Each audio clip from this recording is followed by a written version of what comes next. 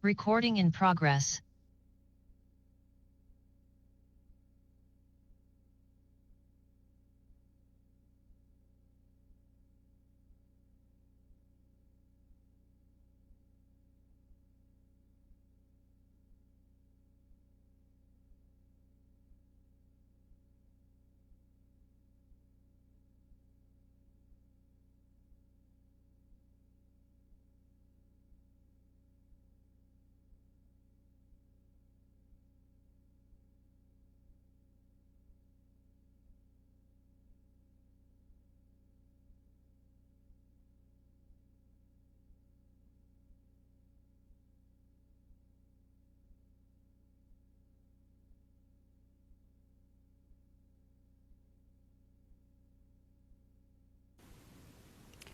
Good afternoon. My name is Katrina Foley. I'm your county supervisor, and I'm here today to talk about a very important issue with some experts that I have gathered to address homelessness. Reducing homelessness in Orange County has got to be one of our most significant issues that we work on almost every single day. When it comes to reducing homelessness, it is a very complex issue. It requires partners at the state, the local, the federal, and even the city and private businesses. We are fortunate at this moment in time here in Orange County to have received an unprecedented amount of emergency housing vouchers. And with that, because of the American Rescue Plan, we are now in the unique situation that we have vouchers, but we don't have landlords who will accept the vouchers. And that's what we're here today to talk about.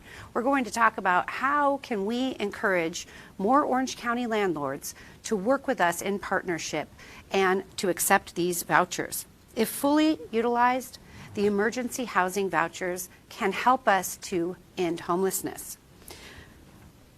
The good news is that there's a lot of benefits for you as a landlord to accepting these vouchers, and we'll have information for you a little bit more in the program. Our goal is to help educate landlords and community members about the potential benefits of leasing and using these emergency housing vouchers.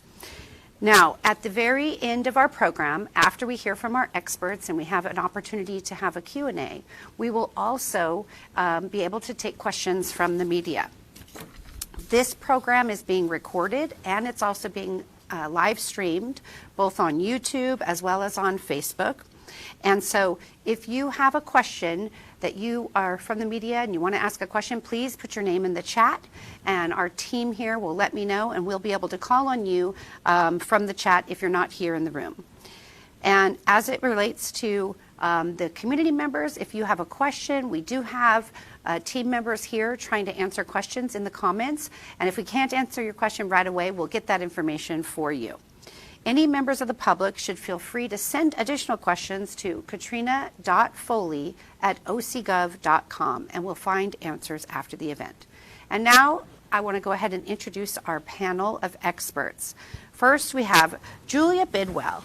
Julia Bidwell is right here from our Orange County Housing and Community Development Department. She's the director, and she's been with the County of Orange for 23 years.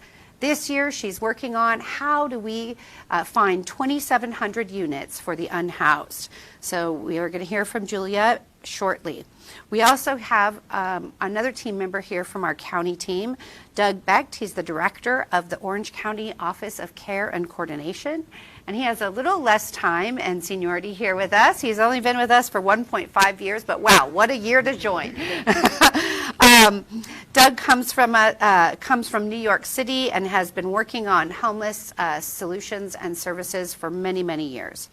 And then we have Bex Hayhoe, who is the executive director of United to End Homelessness with the Orange County United Way, an amazing partner for us here in the County of Orange and for many of our cities.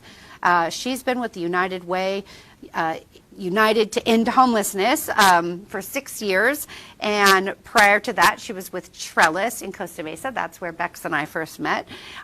Since 2019, Bex and her team have found 608 people who needed housing, and that's 405 households. So we're going to hear more about the great work that the United Way is doing. And then we have a representative from our private community, business community, David Cordero, who's the Executive Director for the Apartment Association of Orange County, another great partner here with us at the county. And he's been there for 3 years, but he was there, a prior term a couple decades ago, and he's back for more.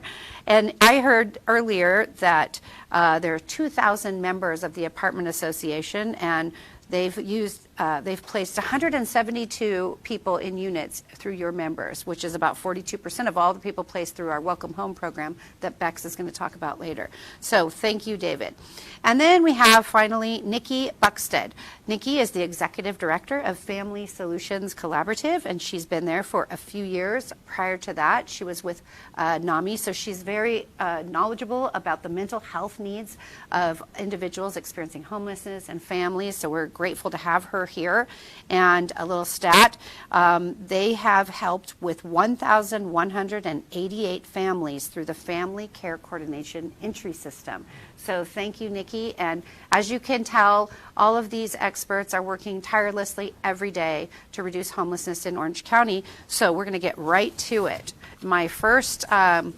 Our first up is Julia Bidwell, and let's start talking about emergency housing vouchers. And what are they, and how can someone either use them, access them, or provide housing with them? Great, thank you, Supervisor. I'm going to give you a brief overview of the Emergency Housing Voucher Program so our audience can understand what they are. It's a program that was made available through the American Rescue Plan Act, and HUD is providing 70,000 housing choice vouchers to 689 public housing authorities across the United States. These vouchers are for individuals and families experiencing homelessness, at risk of homelessness, fleeing or attempting to flee domestic violence, dating violence, sexual assault, stalking, or human trafficking, and recently homeless or have a high risk of housing instability. In Orange County, we have 4 public housing authorities. They received a total of over 1,000 vouchers. Today we're going to be talking about the Emergency Housing Voucher Program through the Orange County Housing Authority. We received 557 emergency housing vouchers through our Orange County Housing Authority. So what are EHVs? Before you go on to that, yes. So we received 557, a little more than half. Who got the rest? In Orange County, the 3 other housing authorities, the Anaheim Housing Authority received 278, the Garden Grove Housing Authority received 117, and the Santa Ana Housing Authority received 89 of those emergency housing vouchers. Thanks. Certainly. So the vouchers are a tenant-based voucher where the participant is responsible for paying the family share of rent up to 30% of area median income. There are some prohibitions in the program that we review at the Housing Authority when someone receives a referral and a voucher. We only accept referrals for the EHV program from the Continuum of Care Coordinated Entry System, and we'll talk about that. Doug will cover that a little bit later. And the emergency housing vouchers, and the reason we're here today, need to be utilized by December 31st of 2022. It's an important date. So what are the prohibitions, real quickly? Can you tell us that? Yeah, certainly. The prohibitions include convicted or manufacture or production of methamphetamine on the premises of a federally assisted housing program. That makes sense. And lifetime registration sex offender. Okay. So some protections for the landlords. That's right. And the tenants. Thank you. So I mentioned before that the Emergency Housing Voucher Program is a partnership with the Continuum of Care, which runs our homeless services programs. HUD required a partnership, and we have a memorandum of understanding with the COC. They refer any individual through the coordinated entry system for the program. They're also responsible for services that are provided in the program, which is an important part. The target populations I already mentioned, individuals, families. But they can also be veterans, transitional age youth, individuals that are moving on from a higher level voucher to this voucher, reentry and exiting of facilities, such as hospitals, and then I mentioned domestic violence and human trafficking. Would it work to, if you're exiting a shelter, does that count as well? Yes. Okay. It does.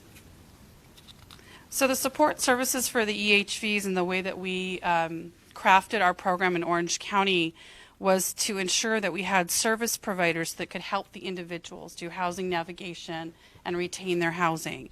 In Orange County, the healthcare agency executed those contracts with Human Options, Mercy House, PATH, Families Forward, and OC United Way, who is here today with us. So the current status, so to date, through the coordinated entry system, the Orange County Housing Authority has received 421 referrals. We've leased, or people have moved in to 140 units with the vouchers. We're pending 26 lease-ups, but there are 188 individuals searching with their voucher currently in the Orange County Housing Authority program. So that's a brief overview of the program. So we started off with 557 vouchers, and we're down to 188 people needing to find a unit that they can use the voucher for? Actually, the math is we have 557 vouchers, but 140 have been leased up. So if you can do that math really quickly, that's how many need housing units. All right. Well, that's a lot of work we have to do. So how about, how do the payment standards work? So recently we saw that the payment for the voucher and what the tenant would receive credit for on the voucher got increased. Can you talk to us about that? Yeah, absolutely. So we did increase the payment standards recently in March to allow the maximum under the program to be 120% of the fair market rent. HUD requires a rent reasonableness test when we determine what rents we will pay. So this increase, and it for the Emergency Housing Voucher program only, was allowed to go up to a flat 120%. It was about a 10 to 20% increase in the payment standard.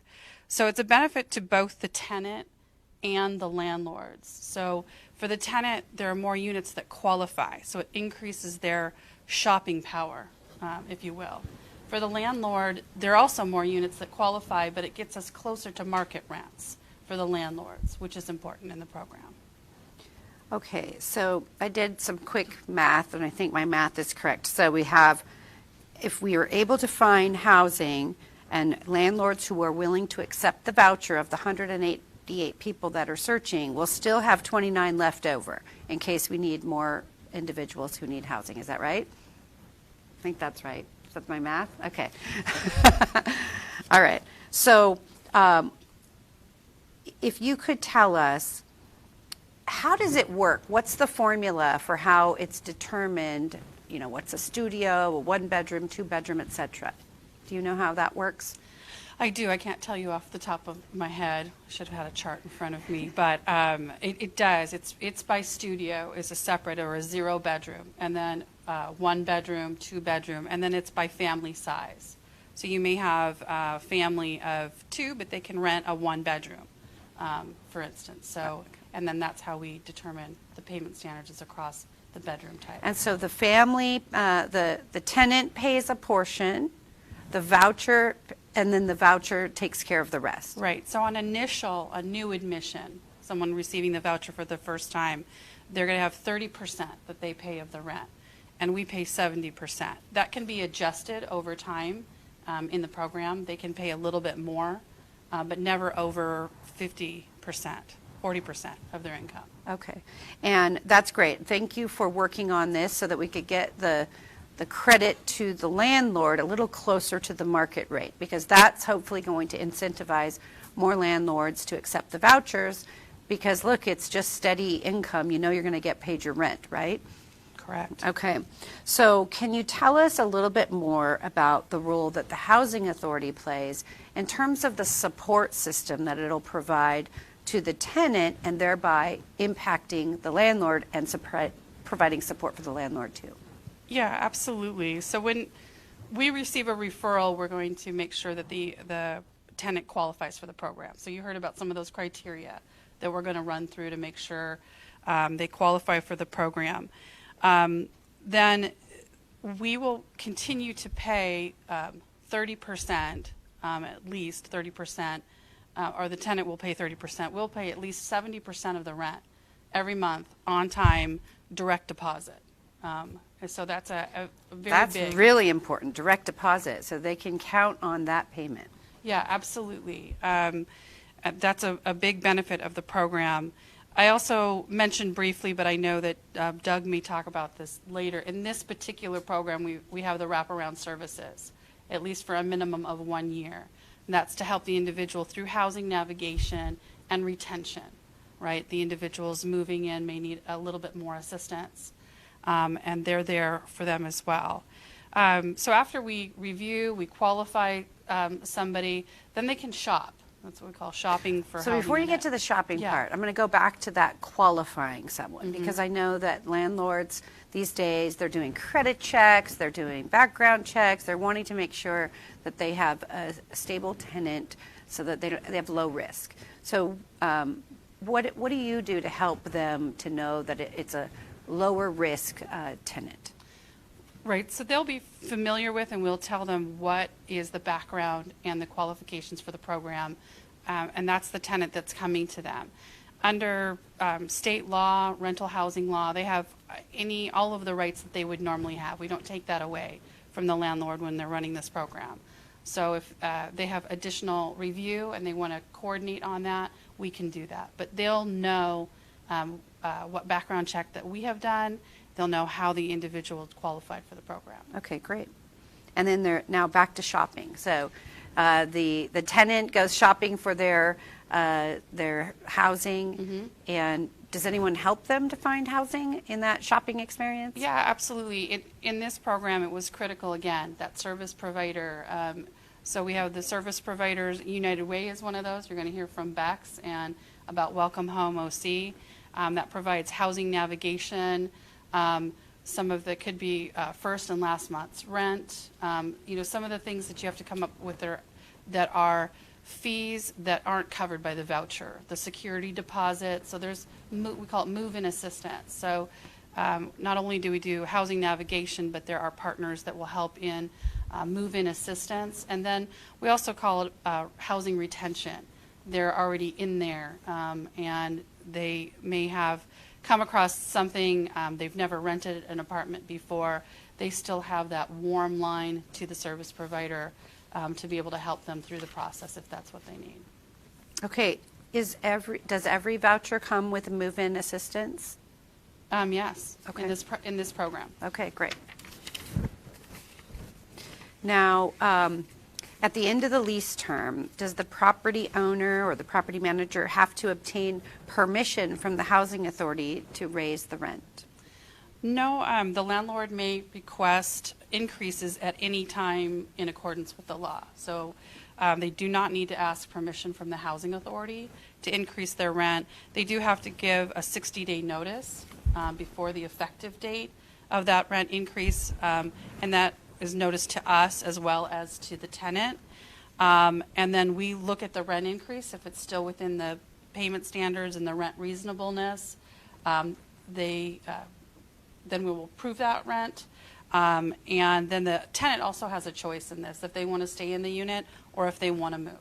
Okay, so if there is a need for a rent increase after the term of the lease and they want to renew the lease and they want to increase the rent, the voucher will increase also?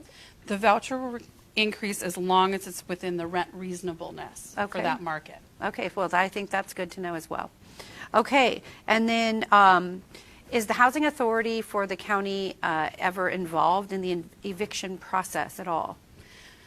So no, and that's mainly because housing authorities do not own the units, so we're not involved in the eviction process. It's the landlord's decision, and both the landlord and the tenant have rights under the law. But I do want to mention something important that the voucher program brings. It's a benefit to both the landlord and the tenant. We had examples during the pandemic where an individual lost their job or they lost their income. The housing authority adjusts their payment, right? We pay up to 70, but there are some tenants that pay more. But if they lose income, then we adjust their rental amount down and we increase our portion of the rent. So we actually help people to retain their housing. A bit of an eviction prevention, if you will, by having this voucher in place. It's also, again, a steady stream of income for the landlord. When they sign up for us, we continue to make those payments, and we'll make those adjustments if the individual loses income. And so the average voucher, I think I saw, and maybe Bex can speak to this later, but it was a, 2-bedroom was about $2,500. Does that sound about right? Well, we'll get to her later. Okay. Thanks, Bex. Okay. So, all right. Well, I think that's really helpful, everything you've provided. The Housing Authority is there as a support for both the landlord and the tenant. And of course, as you indicated, it's steady stream of income for the landlord, low risk because of all the supports that you're providing. And so, great to know. Okay, we're going to move on to talk about some of those other additional supports. We're going to talk to Doug Beck from our Office of Care and Coordination. Thank you so much, Julia, for all the work that you do. Now, Doug, can you start by discussing the unprecedented number of vouchers that we have coming into Orange County and how this is a really great moment in time to help us to really reduce homelessness? Yeah, I think as you've mentioned, Supervisor, the impact is based on the volume. The 4 housing authorities within Orange County have received over 1,000 vouchers. This is the first time we've seen this volume. And there's a couple of things that make this so impactful. One, like I said, is the sheer volume.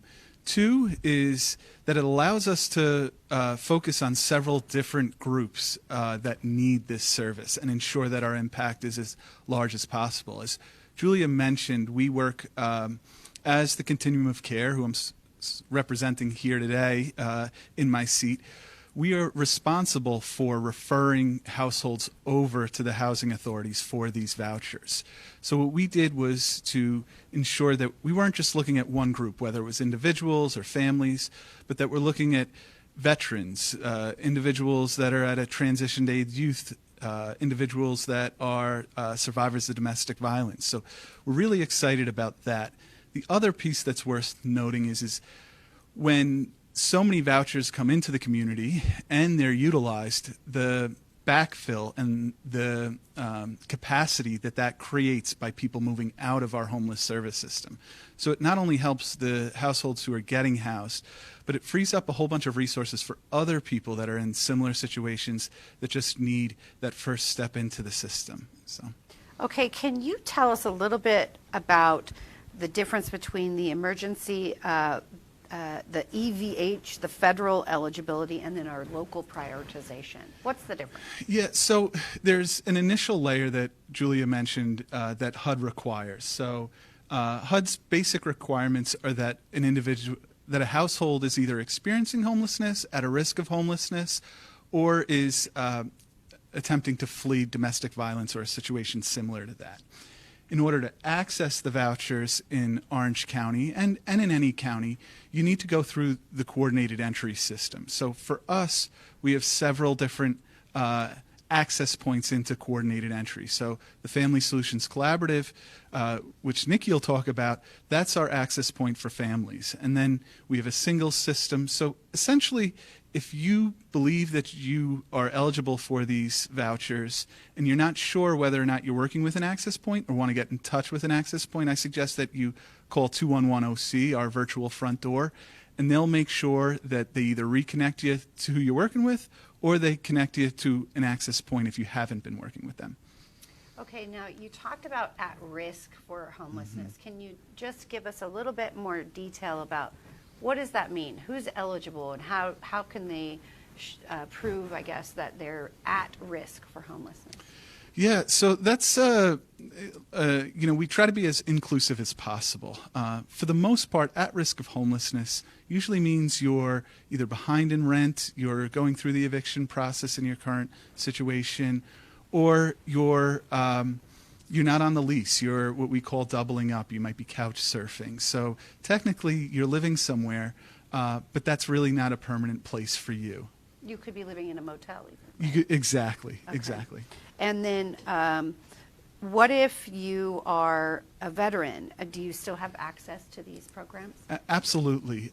We work with the VA, and one of the specific cohorts that we've prioritized are veterans. So you could either work with your local VA or, yet again, call 211-OC, and they'll connect you to the right access point.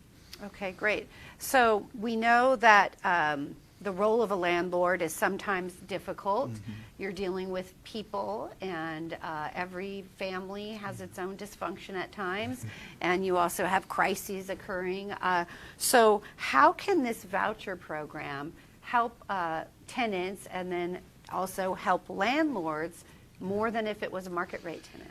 Yeah, well, that's where, as we spoke previously, those support services are so critical. So on the individual side, we have a handful of professional providers that work with the individual from start, as they start looking for a voucher, even as they sign up, to moving in, and all the way to acclimating to the community. And the Family Solutions Collaborative is our key partner for the family vouchers as well. So, if there's a road bump, you have a professional service both for the household and the landlord to really mitigate or be there to bridge the two parties.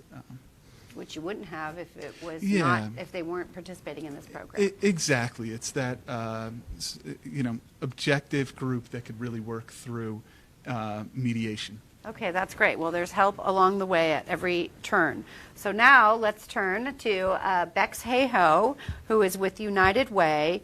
And Bex, can you talk to us about Welcome Home OC? I remember our Assemblywoman, Connie Petrie-Norris, helped us to get a lot of funding for this program. And so let's hear where we've gone with it and where we need to go.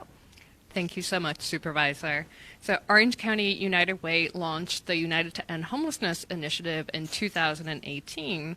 And shortly after, we discovered that our community was struggling at times for special purpose voucher holders across the public housing authorities to be able to find units to move in, to utilize their voucher, and to end their homelessness. And so we set up and created the Welcome Home OC program as a direct response to that need in our community. And as you heard earlier, since then, we've been able to house 405 households and 608 people in those households. So what is Welcome Home OC, and what do we provide for our property owners? So we make sure that we provide application fees, holding fees, so that an owner is not losing out on potential income by offering the unit to our program. We also offer double security deposits.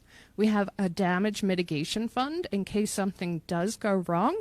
We're able to provide extra funding to help with any repairs that may be beyond the security deposit that's being provided. You heard earlier from Julia about the guaranteed rent and that coming directly into your account. We also are able to offer bonuses once leases are signed, and I'll chat a little bit more about that later. And then, as you heard from Doug and the supervisor, one of the keys is that provided support. And so over the time that we've been running this program, we have seen that where this kind of secret sauce is being able to make sure that the voucher holder has the support from a qualified agencies that you've heard already being named. And then we as well at the Welcome Home OC program also work to provide any mediation that might be needed to make sure that these tenants are stable and successfully housed. And I'm thrilled to let you know that now we have 100 owners who are part of the network. 95% of our clients remain in permanent housing 12 months after they move in, and we have had 0 evictions during their length of time in the program. And That's incredible. That's Thank wonderful. you. Great news. Now, I'm not sure if I heard it, but the Welcome Home OC program, that's for veterans and their families, right? So we offer Welcome Home OC to to almost all the housing authorities in our community and almost all the different kinds of vouchers as well. Okay, great. So we do specifically work to address veterans homelessness. And so to date, we have housed, let me just pull it up here, we have housed 140 veterans households. Okay. Yeah. Well, that's wonderful. Okay, and then, so how do you go about trying to find landlords who can participate? Yeah, we have done a variety of activities. So we have sent our team out, boots on the ground, to go and knock on doors at apartment complexes. We do a lot of advertising. We do a lot of speaking at events. We do online recruitment as well. And then just a couple of plugs. If anybody sees a for rent sign, you can text us that information. That phone number is 949-669-4435. So you can text us information about units. You can email us welcomehomeoc@unitedwayoc.org. If your unit is bigger than a one-bedroom, I will pass it over to my colleague Nikki so that we can use it to help end a family's homelessness. Before you pass it over, I want you to repeat all of the move-in assistance that you provide, because I heard a lot that a normal average tenant is not going to come with. Happy to do so. Yeah, let's Thank hear the you. list again. Yeah, so the moment that we know that this is a unit that meets the rent reasonableness, that we have got a client in our pipeline, which is a pretty strong guarantee that we will have somebody who can take advantage of that unit, we start paying holding fees. So an owner does not lose out on any income that they might have gathered if they had put that unit into the market. So we will pay holding fees until that lease is signed. Then we offer a double security deposit, so not a single security deposit, double security deposit. If anything goes wrong, which honestly does not happen that often, we have a damage mitigation fund to cover that. The rent is coming in from the tenant and the housing authority directly into your account, and we will give you a bonus for signing a lease with us. And if anything happens to go a little bit wonky as the tenant is adjusting, you've got the backing of both the agency providing the support as well as Orange County United Way. Okay, well, that's just incredible. So holding fees, double security deposit, damage mitigation fund, direct deposit rent, a bonus. How much is the bonus? So the bonus at the moment, we have done, we did a little pilot with bonuses where we experimented. I can talk about that later, but currently the bonus is at $1,000. So currently at the moment, $1,000, and I'll talk later about the success of that. So if a person, if a tenant, if there's a match, then in addition to all the supports we just talked about, the United Way is going to contribute $1,000 as an even greater incentive to get the landlord to come in and help us to end homelessness. And then you'll provide all the support services that we've talked about. And that's a nice dovetail to talking to Nikki about the family support services and how your organization is helping families find housing. Yes, thanks so much, Supervisor Foley. So the Family Solutions Collaborative, we are the family homeless response system in Orange County. We're not as big as United Way. We're much more grassroots, but certainly very effective. And we have played kind of a dual role in working to ensure families are connected to vouchers through this process. We also provide a lot of other supportive services like rapid rehousing and permanent supportive housing and other things. And so when we talk about the family system as a whole, we manage the family coordinated entry system. And so that's the system that works to ensure that families are able to access housing support services in an equitable, timely, and coordinated manner. It's really designed to match families that are experiencing homelessness with the appropriate available housing resources. And this process really helps prioritize resources based on vulnerability and severity of the family's needs, and works to ensure that families who need help the most are the first ones to get it. So we define families in Orange County as having a minor child up to the age of 17. That includes reunification or a mom who might be pregnant. Family size vary from 2, and recently we've been working with a family of 11. So you can imagine that while we talk about a family as one unit, that the size can vary tremendously, which means their needs vary tremendously too. So we received, in the family system, we received 80 emergency housing vouchers. And those were, again, allocated to the family system. And we work collaboratively with the Orange County Office of Care Coordination and the 4 housing authorities in total. So the Orange County Housing Authority, Garden Grove, Santa Ana, and Anaheim. And those vouchers were processed through our family coordinated entry system. And we've been able to match all of those vouchers. And like you've heard today, the challenge has been housing the families, just not having enough units available to get families into those housing units. What's the average size? Because not everyone has an Yes. 11-person family, although my Yes. father-in-law, his family, 11-person family. So, so what's the average size? So I think it started at about 3.5, and now we're at about 3. Okay.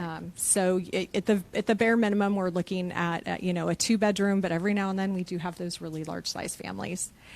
Okay. And so what's the average voucher that is needed for a 2 to 3 bedroom? In terms of pricing, Yeah. not exactly sure what that would be. It would depend on a variety of things, the household income, how many children they have. There's a full assessment that's done, a vulnerability assessment, working with the families. But we do offer a lot of additional supportive services, similar to what Bex was talking about. So we can offer move-in support. We offer a bonus to the landlord, a signing bonus. And then for the families too, we also we cover those rental application fees and things that the families might need, because these are families that are homeless and might have a child and not even have, a crib. So we're able to provide those as well as those other additional supportive services. Okay, great. I can't read that far. Yep, I was right. Bex says a 2-bedroom is Yeah. $2,500. Okay, great. Yes. All right, well, Passing notes. and okay, so $2,500 for a 2-bedroom. Now, Yes. I know a little bit about the housing costs here in Orange County, and I think it's pretty tough to find a $2,500 2-bedroom. So that's our challenge, right? That is the challenge, and we work with 4 of our member agencies to provide those housing navigation services. So similarly to what Bex talked about, those 4 agencies, they have a housing navigation department, and they are out there trying to cultivate relationships with the landlords. They're there for landlord mediation. They're there to help support the families, but also to support the landlords in building those relationships so that they understand that it's a win-win for everyone. Okay, so Bex gave us a number for people to call if they had a housing unit that they wanted to rent and utilize this voucher system. It was 949-669-4435. Do you have a number too? We can use that same number. Okay. Yes, we work together. All right, so it's 949-669-4435. And we're going to talk a little bit more about apartment rentals, but this voucher would also apply to a single-family home. So a household of 11, they're going to need a single-family home in all likelihood, right? Yeah, absolutely. Okay. Yes. And so you work with private landlord of single-family homes too. Yeah, not just the big conglomerate apartment complexes out there, but obviously working with the private landlords for family sizes. We have to be able to do that as well. Okay, great. Well, let's hear about our apartment community and how they're stepping up to help and partner with us to help us to end homelessness. So, David, I know that you've been a huge champion of our Welcome Home program and trying to convince your members, all 2,000 of them, that this is a great idea and it's a good partnership and they'll get a return on their investment. So, their investment being accepting of the voucher and the tenant. So, talk to us about what are some of the benefits for landlords, and what have you heard from them? Well, I'll tell you, in the 3 years that AOC has been part of the Welcome Home OC program and really been taking a step forward in providing permanent supportive housing for people who are unsheltered. It's been a great opportunity to educate our members not only about the homelessness crisis and the opportunity that exists for them to be part of the solution, but also overcoming some of the perceptions of not only who is homeless, but even the programs that are existing now with the housing authorities, the Section 8 program, programs that historically rental housing providers have been reluctant to participate in because of various reasons, bureaucracy typically being the biggest disqualifier for many of them. But with what we're dealing with today, the Welcome Home OC program in particular, but all these different programs that exist, there's a partnership that really has been formed here, where it's no longer just you're working with a big governmental institution and you've got a voucher that you're accepting, getting the monthly payments on time, which is always a great bonus for the housing provider.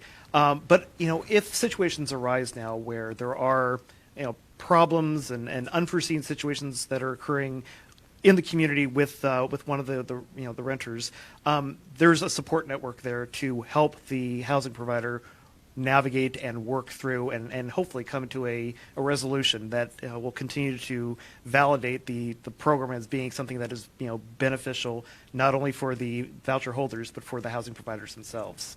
Well, and we heard earlier that you have a lot of members who are participating in the program.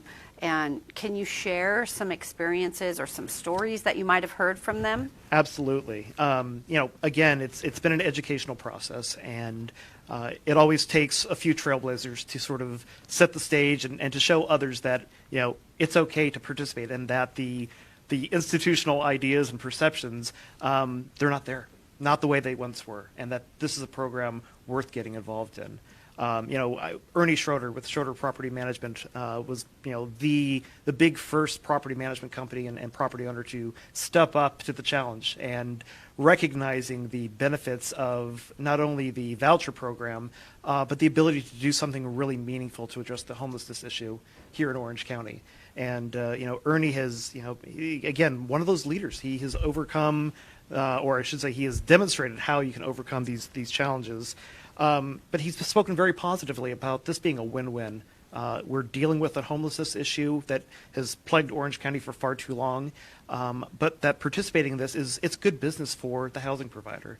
Not only the incentives, but just the acknowledgement that you're going to have, again, that reliable monthly income that's going to be deposited at the first of the month. You're not going to have to worry about the burdens of having to go chasing after a full rent payment from perhaps a renter who's not on time or can only do part of the rent at the start of the month and needs to make arrangements later on to make up the rest. This is going to be a winning situation for the housing provider, where they're not going to again have the chasing, the administrative burdens that come with it. And really, it's about making this as easy for the housing providers as possible. And the network of support that exists not only for the vendors but for the landlords, it really does make things very easy, especially with the screening that is being done up front, the ongoing communication, the service providers that will work with the renter, but also interface with the housing provider as well, and they can work together to address issues and work through United Way and some of the other service providers to make sure that it's successful. Is it true? I heard that Ernie Schneider has 99 units that he has offered for the program so far. I don't know the current count, but I know it's definitely approaching 3 digits there. Okay, is that right, Bex?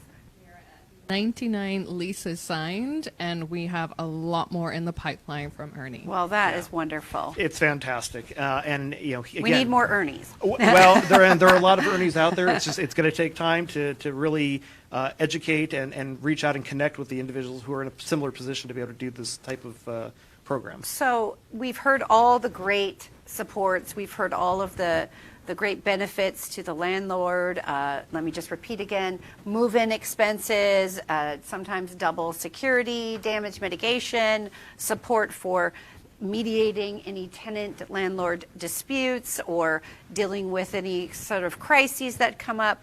And so what are the challenges? What are some things that you've heard from landlords that we need to address so we can make the program better? Well, a very good question, Supervisor. Again, there's an adaptation period that is going to be occurring when the voucher holder moves into a community, especially if they have been struggling with drug addiction or mental health issues. And I think it's really making sure that the support services remain in full effect for the duration of the tenancy. Initially, it's going to require more time and attention, and hopefully there is a successful transition from either the shelter or coming off the streets and getting into the apartment.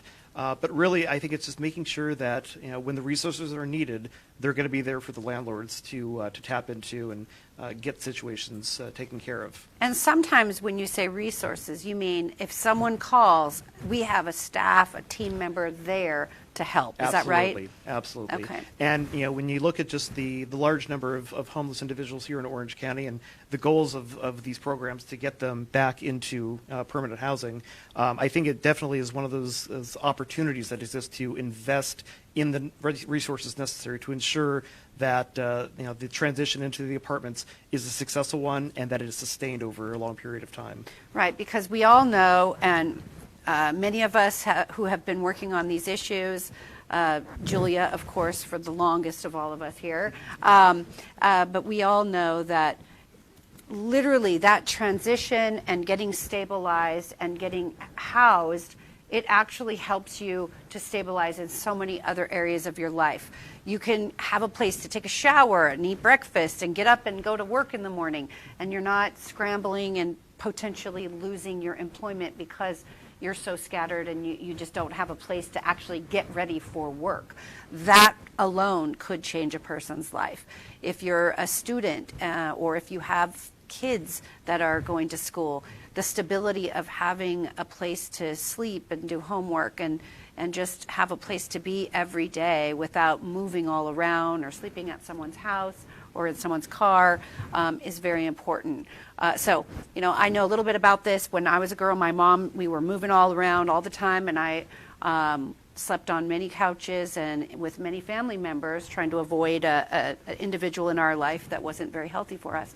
And so the stability of being able to be in one place, and for kids especially, is so critical. And so this is why I work on this every day, because I think it's so important, and I do think we can make a difference. So thanks for sharing that. Any other policy recommendations? So what I heard you say is we need more staffing to be there at the ready for support. Anything else? I would say just looking at what the long-term needs of this program will be. Orange County is an expensive place to live, as is all of Southern California. And as we look at just the affordability issue and the fact that you do have this federal voucher program that exists, I think it's incumbent upon Orange County to be communicating with HUD back in D.C.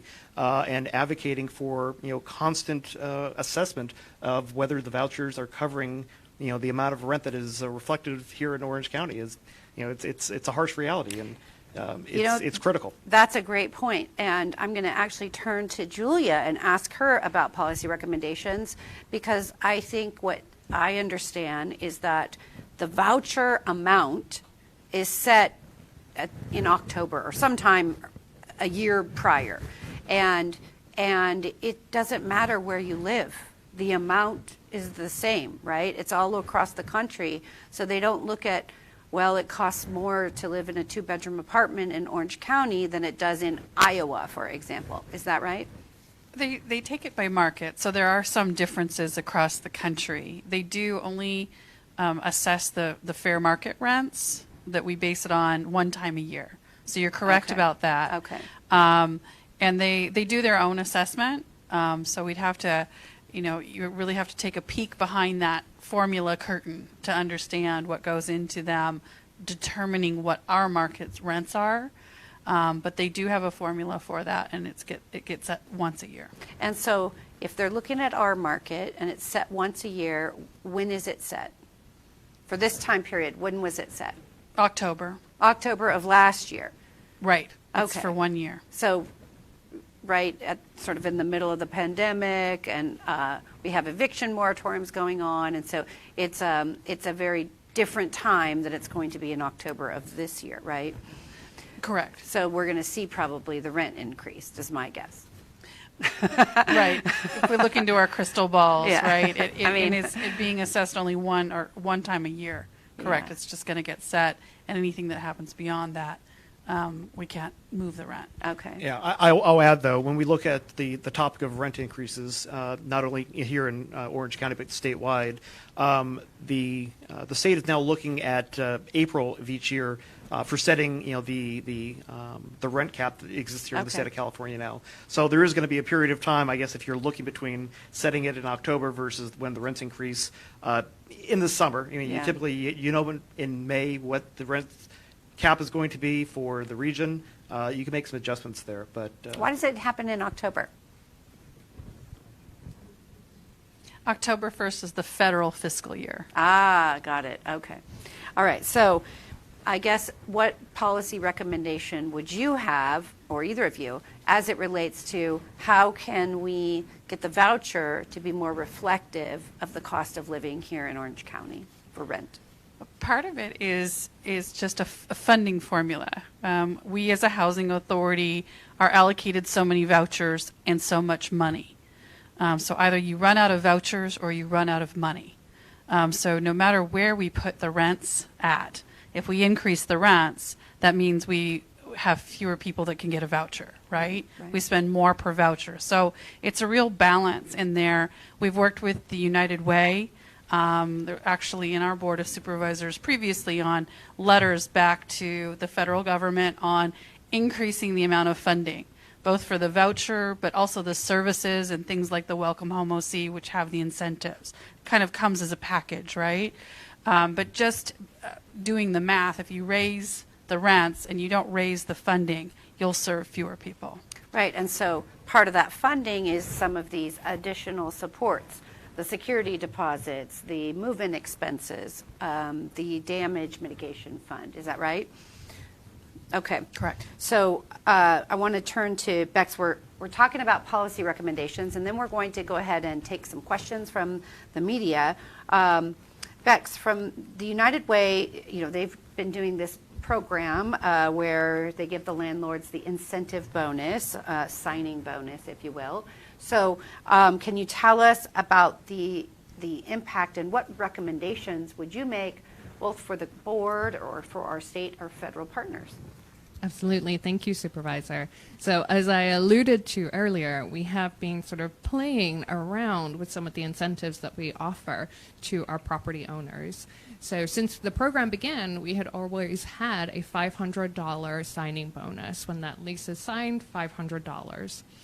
What we were learning from counterparts across the West Coast who were having successes in leasing up their emergency housing vouchers, particularly in the Santa Barbara region, was that they were offering much, much higher financial incentives to property owners to lease up EHVs.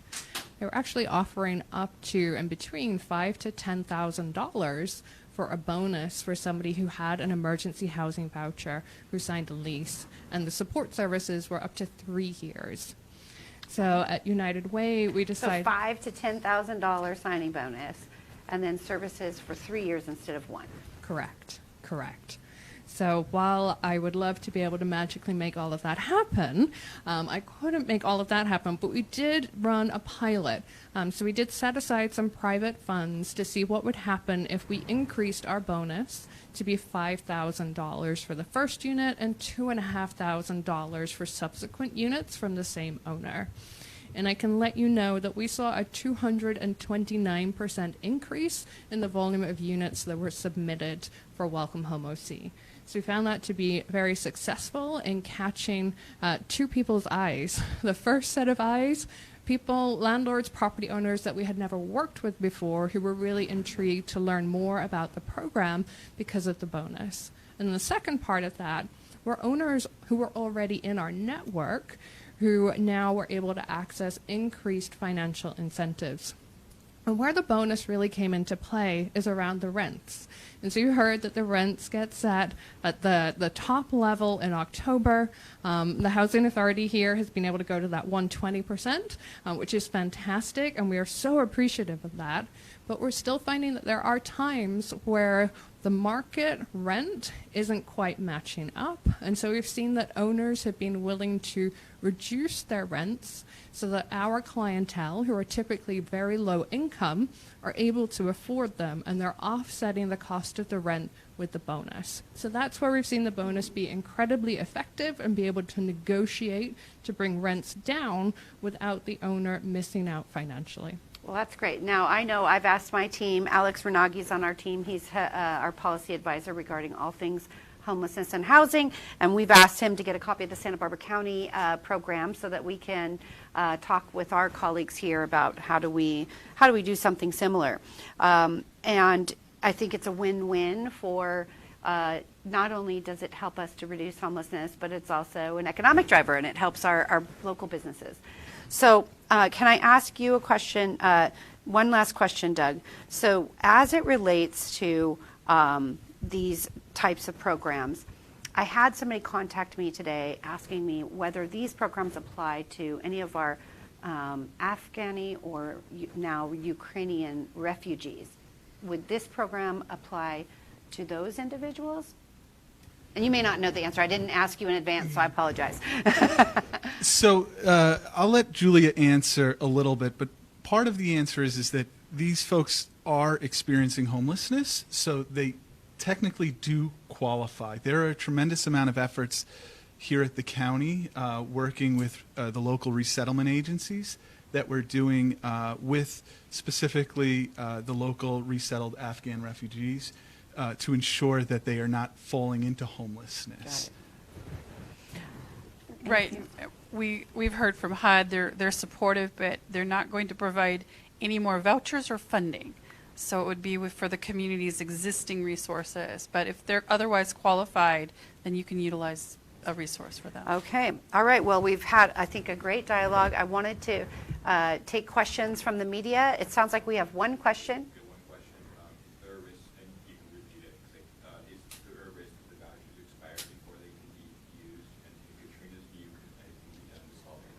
Okay, so the question was, and this was from our Facebook Live, is that right?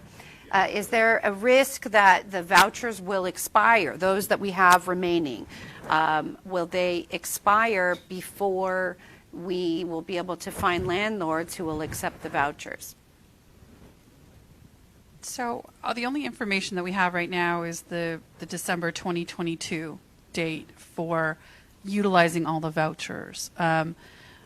There are communities across the nation that have actually given back some vouchers because they don't feel that they can use them, and HUD has reallocated those to housing authorities that are at 95% lease up. So I think efforts like this and others are critical, right, to us finding enough units. We know we have enough vouchers and we have enough referrals from coordinated entries. So if you're solving for X is housing units, available housing units. Okay. Well, we know we want to solve for X for sure. So we are here and we are hoping that this program was helpful to help people understand the benefits of accepting the housing voucher, the benefits both financially, both with the supportive services, and we have real life examples of landlords, property owners who have had successful experiences with accepting the vouchers. And so we're hoping and we're calling on you and our landlord community to join us and join this partnership. It's a public-private partnership, and we really need your help because we have money to give you and we have people's lives to make stable. So please help us and join this amazing group of individuals who are working every day to end homelessness here in Orange County.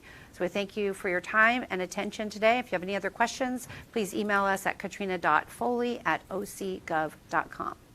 Good night, everyone.